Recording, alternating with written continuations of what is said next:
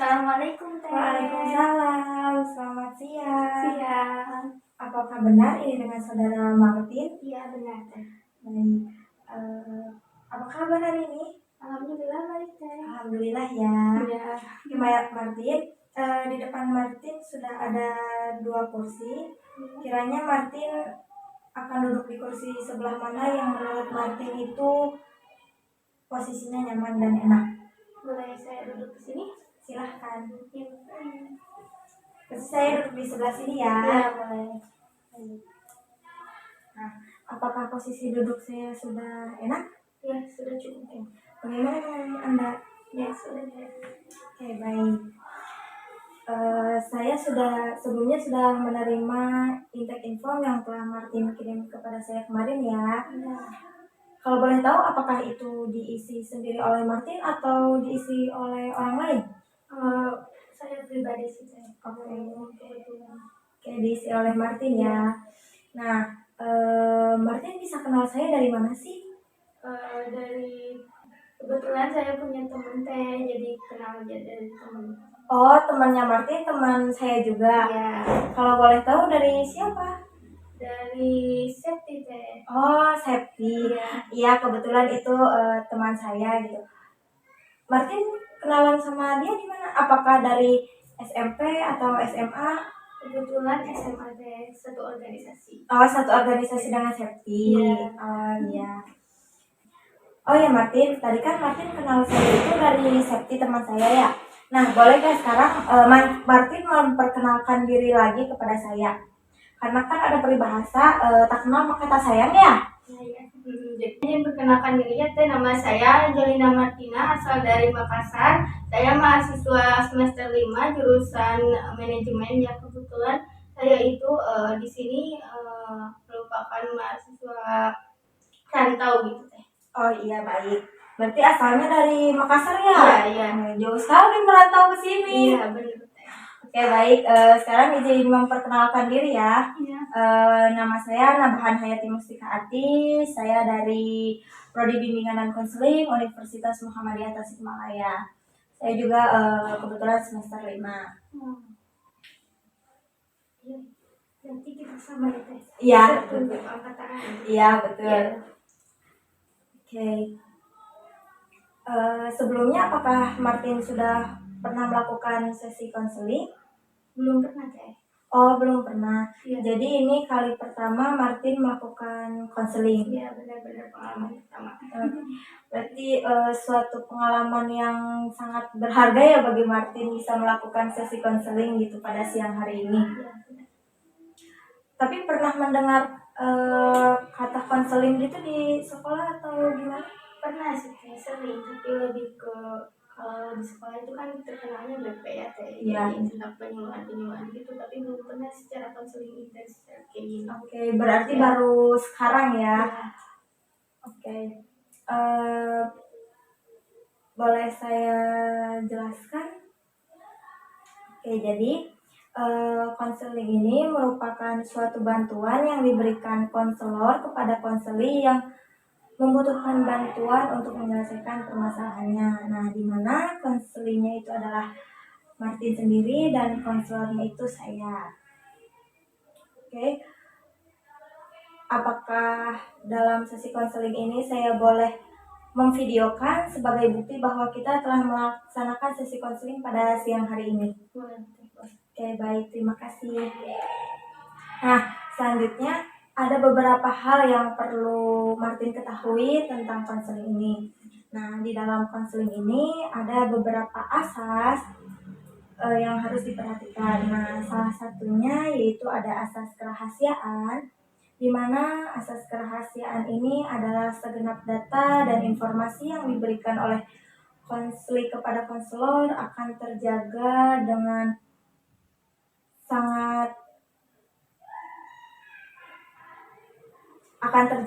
baik. Jadi Martin tidak perlu khawatir bahwa data atau informasi yang nantinya Martin berikan kepada saya itu akan disebarluaskan oleh saya.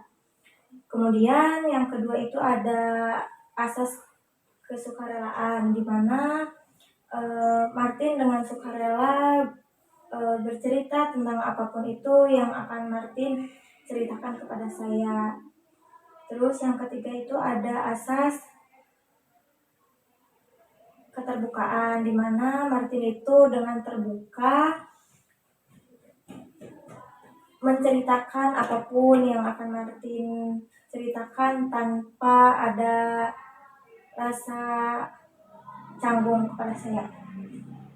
Apakah ada yang ingin ditanyakan dulu? Untuk lama sesi konseling hari ini kira-kira berapa? Ya. Nah, untuk proses sesi konseling itu sekitar 40 sampai 50 menit ke depan. Oke. Apakah ada yang ingin ditanyakan lagi? Tidak cukup. Cukup, baik. Oke. Nah, kemudian misalkan nih Martin sudah keluar dari ruangan saya ini, bertemu dengan teman Martin yang tidak sengaja, terus kemudian teman Martin menanyakan kepada saya, tadi Martin habis ngapain? Nah, semisalkan ada seperti itu, apakah saya harus memberitahu atau siapa sih yang boleh tahu gitu tentang konseling kita hari ini? Apakah tadi yang misalkan teman dekat Martin atau misalkan kerabat, keluarga? Kalau spesifik cerita kedalamannya mungkin hanya kita berdua ya, tapi kalau ada yang bertanya dia bercerita apa tadi, cukup tentang pasangannya aja.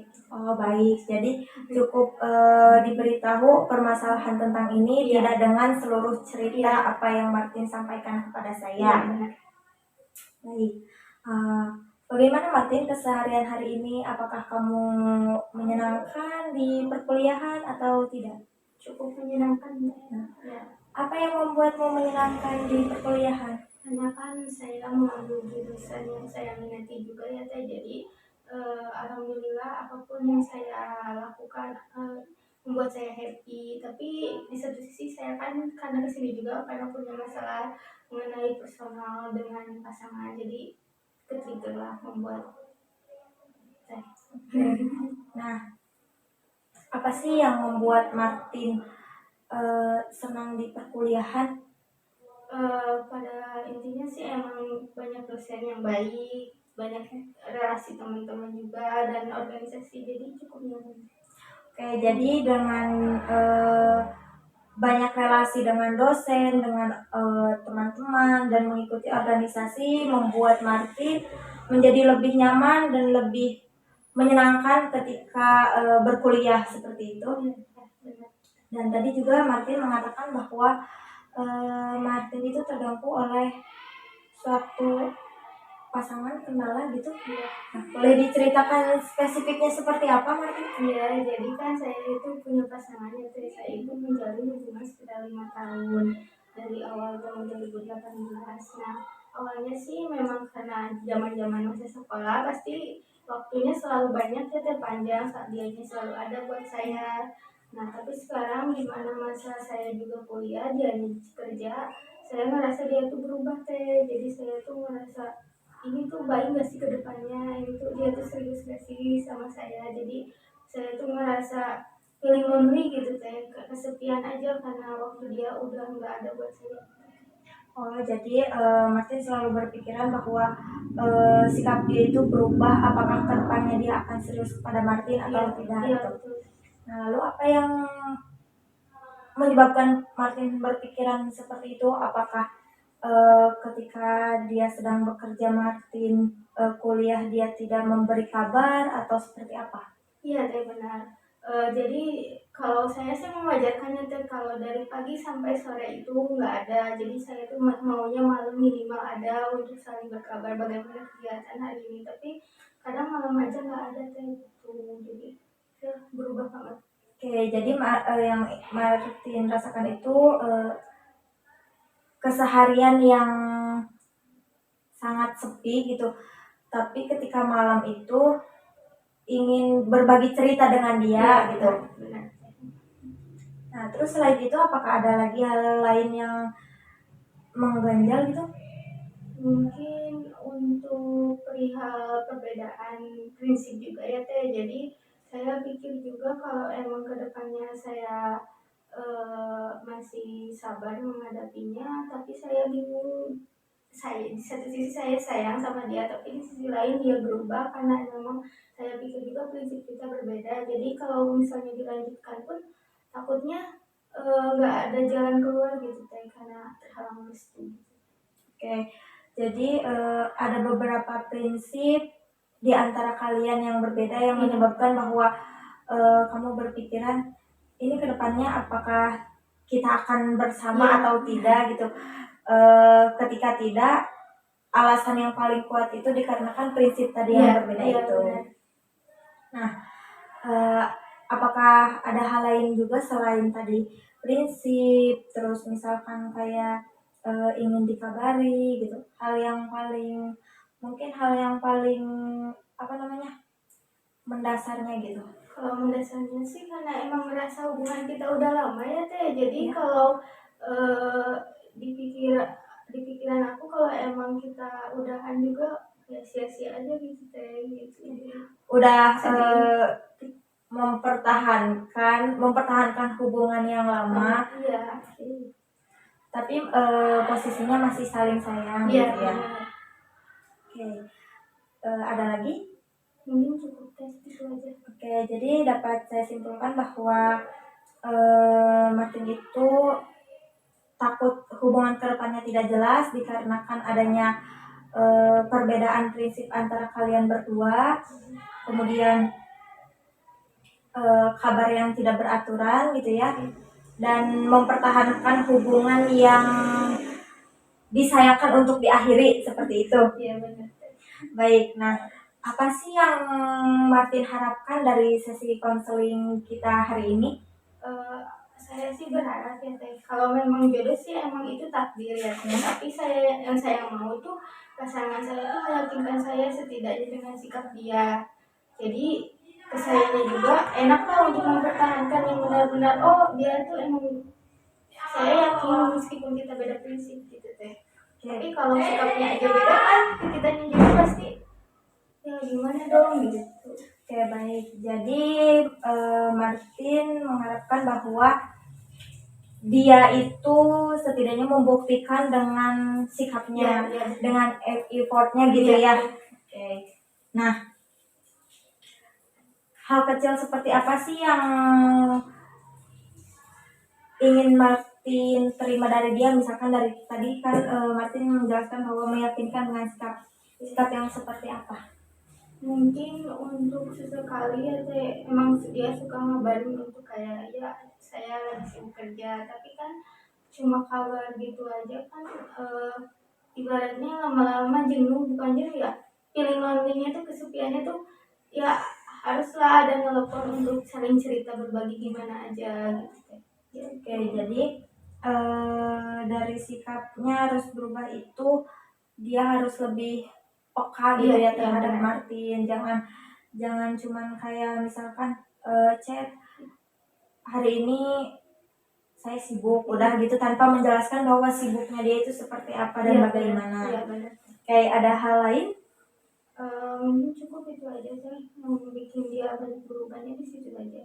Jadi tertutup nggak banyak cerita keluh kesah, jadi kan ke diri saya juga nggak cerita gitu kan, ya keluh kesah. Sedangkan kita tahu dunia perkuliahan juga emang berat gitu tentang tugasnya, jadi kita butuh pasangan itu buat kayak gitu teh. Oke, jadi poinnya dia harus berubah ya. Kalau misalkan nih sikap dia yang kamu harapkan itu bisa meyakinkan kamu, tapi pada kenyataannya itu tidak bisa meyakinkan kamu, apa yang akan kamu lakukan? Setidaknya ya kalau emang dia ada effort yang membuat saya bahagia, saya akan yakin. Oke, kalau misalkan dia tuh sikapnya berubahnya misalkan dari hal yang terkecil banget, apakah kamu akan bisa menerima dia kayak misalkan ngasih pengertian dulu gitu, misal hari ini sayanya sibuk, nanti saya ceritanya ya.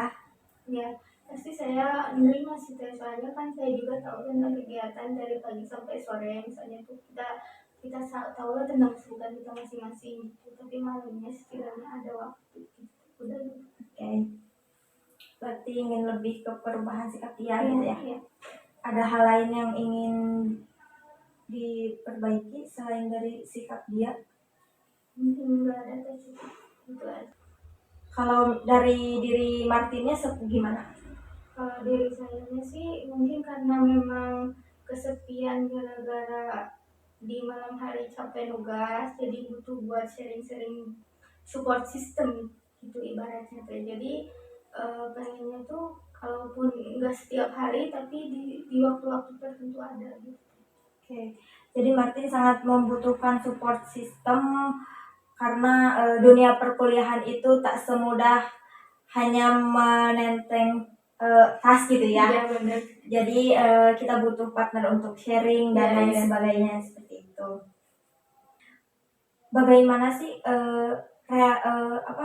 hubungan Martin dengan kedua orang tua Martin? Apakah baik-baik saja atau memang mohon maaf ya broken home atau seperti apa? Kebetulan sih saya untuk hubungan secara keluarga baik-baik aja. Cuma memang dalam suatu hubungan kan pasti ada suatu problem. Nah, di dalam problem itu membuat saya itu jadi nggak terbuka sama orang tua. Nah, jadi semenjak saya punya pasangan kenal dia gitu, ya saya memang lebih terbuka ke pasangan saya gitu. Jadi otomatis ketika dia berubah, saya jadi merasa kesepian yang kenapa sih gitu. Oke, berarti hubungan dengan orang tua itu baik-baik saja ya. Nah, kalau misalkan dengan saudara, apakah Martin punya adik atau punya kakak? Kebetulan saya dua bersaudara dan saya anak pertama. Kalau adik masih kecil saya, jadi kurang Oh bisa iya. diajak. Oke, susah untuk diajak komunikasi ya. Iya. Jadi ketika ke keluarga, ke orang tua itu belum bisa terbuka, Iya. adik masih kecil, dan kemudian Martin punya pasangan, jadi Martin lebih terbuka itu kepada pasangan Martin Iya, sendiri. Oke. Oke Martin, tadi kan Martin sudah bilang kepada saya penyebab Martin dan pasangan Martin seperti ini karena apa gitu ya. Jadi Martin itu kecewa terhadap pasangan Martin karena dia belum bisa membagi waktu secara adil terhadap Martin, pekerjaan, keseharian dianya mungkin ya seperti itu. Mungkin sih Teh. Karena masa transisi dia juga jadi sekarang jadi bekerja mungkin. Baik, jika diskalakan dari 0 sampai 10, di mana 0 itu tingkat kecewa kamu, dan 10 itu berarti kecewa kamu sudah mulai pudar kepada dia. Sekarang kamu ada di posisi tingkat berapa? Ada di tingkat 3. Mengapa kamu berkata di tingkat 3? Karena kan memang dia sedang sibuk bekerja mungkin ya, tetapi saya tuh takutnya dia tuh kerja karena memang sekarang berpenghasilan dan memiliki orang atau perempuan lain di luar sana gitu. Jadi kayak kecewa banget pas sikapnya berubah. Oke, jadi kekecewaan yang timbul itu dikarenakan pas dia bekerja gitu. Iya. Sebelumnya ketika dia belum bekerja, sikap dia masih biasa-biasa saja kepada kamu. Iya, betul. Lalu apa tanggapan kamu terhadap sikap dia yang kecewa? Karena kan tadi kamu bilang juga bahwa ditakutkannya itu dia punya orang baru gitu ya. Jadi kan memang kalau memang ada perubahan yang signifikan, apalagi dia berpenghasilan, perempuan mana yang gak berpikir ke sana gitu pastinya. Apalagi sekarang waktu buat quality time kita berkurang, otomatis mikirnya yang ke situ. Oke, baik. Jadi hal-hal negatif atau kalau zaman sekarang bisa dikatakan overthinking gitu ya, selalu menghantui kamu dengan berkata bahwa ketika cowok sudah bekerja itu cewek mana sih yang nggak tertarik sama dia gitu. Oke. Nah, apa sih hal positif yang kamu lakukan ketika pikiran pikiran negatif itu datang ke kamu? Mungkin saya menyibukkan diri aja teh, kayak memang bertugas gitu kayak, dan berorganisasi gitu. Jadi kamu lebih menyibukkan diri dengan kegiatan-kegiatan di perkuliahan ya, seperti mengerjakan tugas, ikut organisasi, mungkin bisa nongkrong-nongkrong sama teman dan lain sebagainya ya. Oke, baik. Selain itu ada hal lain? Selebihnya paling kayak bikin konten-konten aja sih biar menghibur diri. Kayak konten seperti apa tuh? Kayak di TikTok aja yang lagi ngetren. Kayak TikTokan gitu. Benar. Ada hal lain? Udah cukup gitu teh. Oke, jadi lebih ke menyibukkan diri dengan hal-hal yang lebih positif gitu ya. Nah, mungkin selain itu juga bisa dilakukan beberapa cara seperti kamu ngisi kegiatan lain seperti membaca, mencari hobi baru. Oh ya, kebetulan hobi kamu apa nih? Kebetulan hobi saya itu olahraga teh. Dari zaman kecil itu saya suka diajarin banyak jenis olahraga sama ayah saya. Oke, banyak jenis olahraga. Apa saja contohnya? Seperti bulu tangkis, sepeda santai. Kalau di perumahan saya gitu sepedahan aja gitu, sepedahan santai, terus berenang, terus tenis. Banyak juga ya. Oke. Nah, apa sih yang kamu tekuni dari olahraga ini? Kalau ditekunin banget sih enggak, cuma memang seru aja teh gitu. Oke, seru. Nah, itu bisa menjadi tambahan buat ngisi waktu luang kamu biar supaya kamu tidak terlalu overthinking terhadap pasangan kamu ya. Misalkan kamu itu sukanya main sepedahan. Nah, coba kamu lakukan itu di waktu luang ketika kamu tidak ada kumpulan organisasi atau misalkan tugas-tugas kamu sudah terselesaikan, seperti itu. Kalau tidak juga berbagi cerita dengan teman, mungkin itu bisa sedikit mengurangi beban pikiran yang kamu rasakan gitu. Apakah ada hal lain yang kamu rasakan?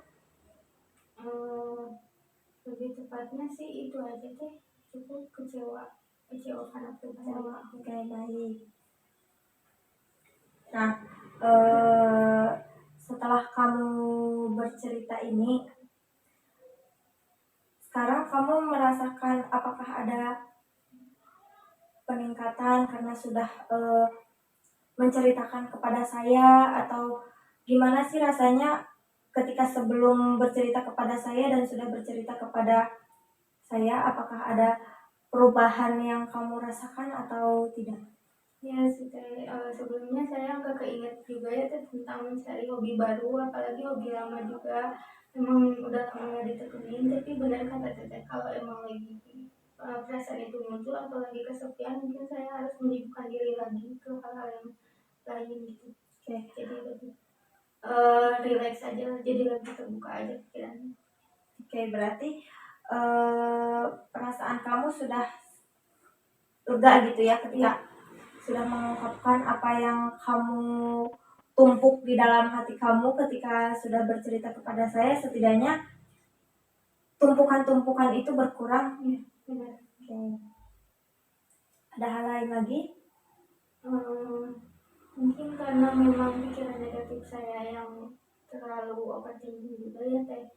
Selebihnya memang saya juga selalu realistis aja, kalau memang dia jodoh saya pasti dia akan berubah jadi lebih baik. Iya, betul.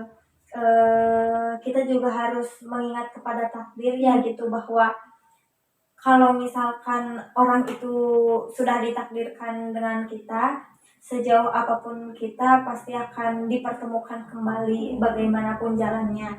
Tapi ketika sedekat apapun kita, sudah lama berpacaran, walaupun kita mempertahankan seperti apapun, kalau memang dia bukan jodoh kita, pasti akan dipisahkan oleh Sang Maha Kuasa. Jadi kita harus lebih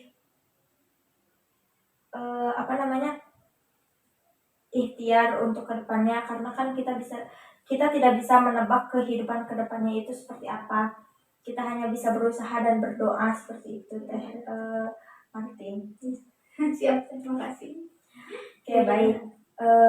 Nah, jika diskalakan tadi kan di skala 3. Nah, setelah menemukan hal-hal baru ini yang tadi Teh Martin ceritakan, kayak oh iya tadi saya menyebutkan hobi gitu yang mengingatkan bahwa itu hobi lamanya Martin gitu. Nah, sekarang berada di skala berapa? Mungkin sekarang ada di skala 7 Teh. Skala 7. Berarti Martin mulai terbuka bahwa ketika dia berusaha ataupun tidak, itu akan dikembalikan lagi kepada takdir seperti itu. Ada hal lain? Oke, baik, cukup. Nah, mungkin sesi konseling kali ini dicukupkan sekian. Apakah ada hal lain yang ingin Martin tanyakan kepada saya sebelum sesi konseling ini ditutup? Boleh Teh, saya ingin bertanya perihal sesi konseling di sesi berikutnya akan kapan ya Teh? Saya memerlukan. Oke, baik. Nah, untuk sesi konseling selanjutnya itu bisa kita diskusikan secara bersama. Martin siapnya kapan dan saya siapnya kapan, seperti itu. Oke, baik. Ada lagi? Ya, tidak cukup. Oke, baik. Mungkin pertemuan konseling pada hari ini dicukupkan sekian. Terima kasih sudah berkenan hadir pada hari ini. Wassalamualaikum warahmatullahi wabarakatuh. Waalaikumsalam warahmatullahi wabarakatuh.